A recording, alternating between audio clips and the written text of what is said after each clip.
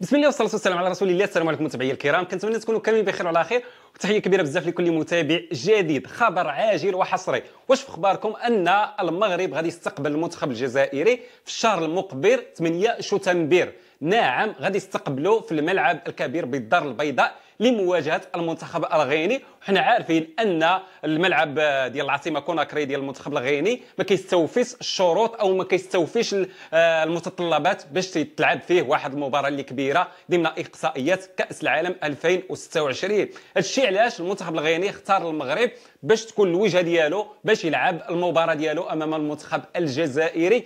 وهذه بادره حسنه من الجامعه المغربيه. اي فريق، اي منتخب افريقي تلقى مشاكل في التنظيم تيجي البلاد الثانيه وهو المغرب، ولكن اش ما سكتهم الى خسر المنتخب الجزائري في قلب المغرب في الدار البيضاء بالضبط امام المنتخب الغاني.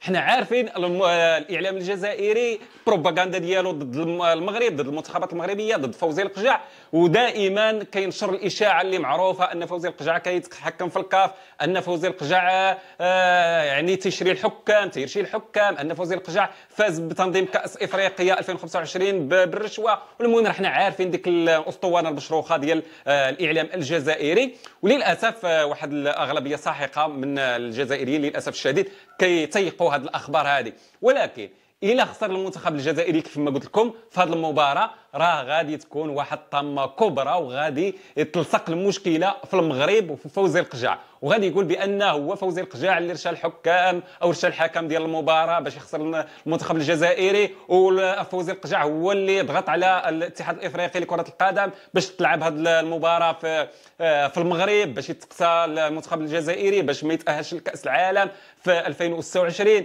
بامريكا. يعني هذا الشيء كامل راه غيكونوا متاكدين غادي ننتظروه من الاعلام الجزائري وحتى من النظام الجزائري. وهذه المباراه غادي تجرى على الملعب الكبير بالدار البيضاء، ملعب محمد الخامس، نهار الاثنين 8 شتنبر انطلاقا من الساعه 4 بالتوقيت المغربي. انتم متابعي الكرام، شنو الراي ديالكم في هذا الاختيار ديال المنتخب الغاني باش يلعب المباراه ديالو امام المنتخب الجزائري في المغرب؟ علاش ما اختارش مثلا دوله واحده اخرى، مثلا تونس اللي عندها علاقات جيده مع الجزائر؟ علاش ما اختارش ليبيا مثلا؟ علاش ما اختارش مصر؟ علاش اختار بالضبط المنتخب المغرب؟ وماشي غير المنتخب الغاني، اي فريق، اي منتخب افريقي دائما كيختار المغرب.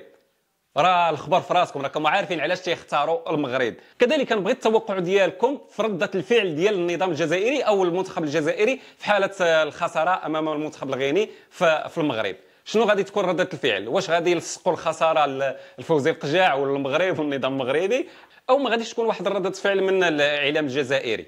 نبغي الاراء ديالكم في التعاليق، ونتمنوا الفوز بطبيعه الحال للمنتخب الجزائري رغم كل شيء، رغم المشاكل، رغم الازمه السياسيه، رغم غلق الحدود. دائما كنبقاو شعب واحد، وانا شخصيا من كل قلبي كنتمنى الفوز للمنتخب الجزائري، وديما مغرب. والسلام عليكم ورحمه الله تعالى وبركاته.